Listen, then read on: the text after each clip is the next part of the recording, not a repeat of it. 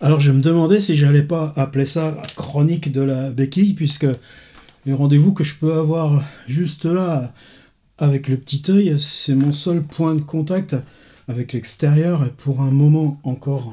J'enrage encore plus quand je vois les vidéos des copains avec des plans de rue, des plans de ville, tout ce qui continue de se passer, de se fabriquer. Bon, il faut prendre ça calmement, aller droit. Je recommence quand même à avoir des heures à l'ordinateur. C'est pas les heures à l'ordi, ça c'est pas difficile, on allonge le pied, on se met un petit support sur les guibolles et tout ça. C'est l'énergie mentale, se l'appliquer. Ce matin, j'ai rédigé tout un article qui était en retard. Waouh, le bien que ça fait. J'ai plus de mal, j'ai plein de mots transmis par des gens qui m'aiment bien, tout simplement. Et même répondre, c'est encore un petit peu difficile. Ça va venir. Et puis, il faut bien reprendre la part de boulot, c'est ce qui arrive par les emails. Surtout que là, j'ai dû annuler au moins 3 trucs pour le mois à venir. Bon, financièrement, quand on est freelance, il n'y a pas de compensation, même si c'est un accident du travail et que les heures que j'aurais dû passer à l'école, elles, au moins ça continue, ça limite le désastre. Évidemment, j'ai la chance, certaines choses, on va les repousser en septembre, octobre, une conf sur Dylan à Boulogne. Je suis content qu'ils aient bien voulu la repousser à novembre. Et puis, il arrive déjà des choses pour l'automne. Mais ce qui est bizarre aussi, c'est que dans le recul qu'on prend, le fait d'avoir une guibole cassée, on a moins envie de partir faire des choses qui ne sont pas au niveau de sens où cette désoccupation où vous êtes de vous-même, comment ça reclasse ce qui est essentiel, ce qui l'est moins. Alors je reçois un email. D'abord, il était écrit sur mon écran tellement petit que même en essayant de faire zoom avec mon Outlook Express, j'arrivais même pas. Il y a quelque chose de bizarre là-dedans, on n'arrivait plus à le grossir. Alors j'ai pris mon sac à gym, je l'ai mis sur mes épaules, j'ai remis l'ordinateur dedans, j'ai redescendu l'ordinateur jusqu'à l'imprimante et je l'ai imprimé. Ça venait de Suisse. Cher François Bon, j'espère que mon courriel vous trouve dans les meilleures dispositions. Bon, déjà, on n'est pas dans le cercle proche. Je vous écris au nom de Université populaire nomade de la culture et mouvement d'action culturelle, artistique et citoyenne. Ça en fait, hein. Université populaire nomade de la culture et mouvement d'action culturelle, artistique et citoyenne. Dans le cadre, etc., etc. Alors j'ai regardé un peu par la femme. Qu'est-ce qu'ils me veulent? Qu'est-ce que c'est ce baratin? Parce que ça, c'est du copier-coller de la présentation de leur établissement. Et puis on arrive au bout. La forme de ces rencontres, en temps levé, etc. Très concrètement, il s'agirait d'une première rencontre, 1h15, 1h30, qui aurait lieu en fin d'après-midi, 17h. Et deuxième, votre venue doit profiter au plus grand nombre, merci. Nous aimerions donc, c'est comme les Rolling Stones, organiser le soir 20h un autre moment avec vous, cette fois ouvert au public, intitulé « Rencontre publique », on est dans le léger toujours, d'une durée d'environ 1h40. La forme de ce moment est singulière également, puisqu'elle consisterait entre un dialogue entre vous et un modérateur. Ça, c'est une forme singulière. Dialogue ponctué de lecture de texte par une comédienne, et au moins l'écriture inclusive, mais franchement, moi, il y a longtemps que quand il s'agit de lire mes textes, je préfère que ce soit moi-même. De projection musicale zéo-filmique. 3 et d'intervention du public. La rétribution de vos contributions serait de 500 € avec prise en charge du voyage, des repas et d'une nuit d'hôtel. Il conviendrait de trouver une fin de journée, janvier, février ou mai 2019, si cette période, etc. Alors, pensez qu'un truc rémunéré 500 boules, dans les conditions où je suis, tout simplement, et puis de toute façon, c'est notre boulot de saltimbanque. À quel moment, et c'est génial, là il s'agit de Genève, j'ai de grands souvenirs à Genève, au MAMCO, au CERN, aux Maisons Ménou, avec un groupe de théâtre, puis plein d'autres choses ailleurs. La dernière fois que je suis allé en Suisse, c'était le Fond Sandrard, à Berne, 6e sous-sol. Génial, ces machines à écrire, j'ai fait une vidéo dessus, il y avait même son magnétophone, et puis quel accueil. Puis ensuite, le soir, on rencontre sur Sandrard à l'université de Fribourg. Alors évidemment, qu'est-ce que ça fait du bien, la confrontation à l'autre. Et Il suffit de franchir une toute petite frontière, tiens, Dolémon Porrentruy, et puis c'est le monde qui change. C'est le retour sur soi-même qui se fabrique. Alors là, tu vois, bon, ça, c'est bien ce truc-là. Alors je reprends le truc depuis le début. Dans le cadre de parcours d'une durée de 8 à 10 mois, qu'associent des groupes sociaux, entre parenthèses, personnes issues du quart-monde, point virgule, jeunes désaffiliés, faudra qu'on explique, point virgule, femmes victimes de violences domestiques, point virgule, migrants, point virgule, personnes âgées, point virgule, j'ai 65 balais. C'est gentil tout d'un coup que les personnes âgées soient désaffiliées comme les femmes victimes de violences. Chômeurs, point virgule. Personnes en situation de handicap, virgule, d'addiction, virgule, etc. Point. Deuxième item, des artistes professionnels, cinéastes, chorégraphes, plasticiens, écrivains, etc.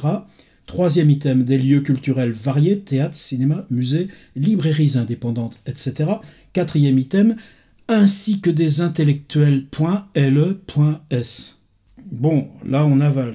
Oh, oh, oh, oh, oh, c'est ma chanson. Et je continue. Dans chacun de ces parcours, un film, un spectacle, un musée, un intellectuel, ça par contre c'est un petit peu rigolo déjà.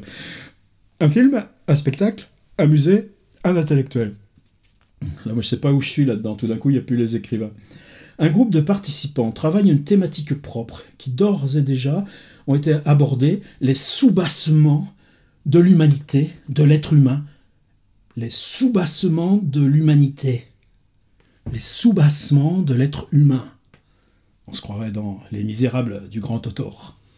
L'expérience de l'injustice, nos peurs individuelles et collectives, la question de la citoyenneté, celle des valeurs, de l'attention, de la mobilité, celle du commerce et celle du bonheur.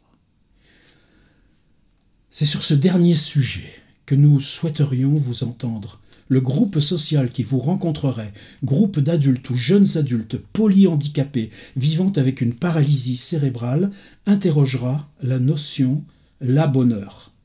Interrogera la notion la bonheur. Ah voilà. Enfin merde.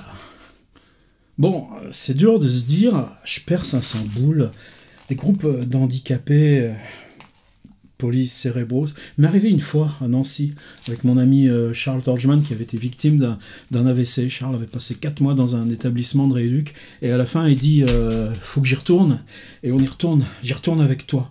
Et c'est une expérience des plus émouvantes de ma vie. On avait écrit comme on pouvait sous la dictée avec ces gens qui n'avaient plus parfois que les yeux, un petit bout de bouche et tout à la fin on avait convoqué notre cercle du théâtre de Nancy pour lire ce qui venait d'être écrit. Je pense pas avoir peur de ça.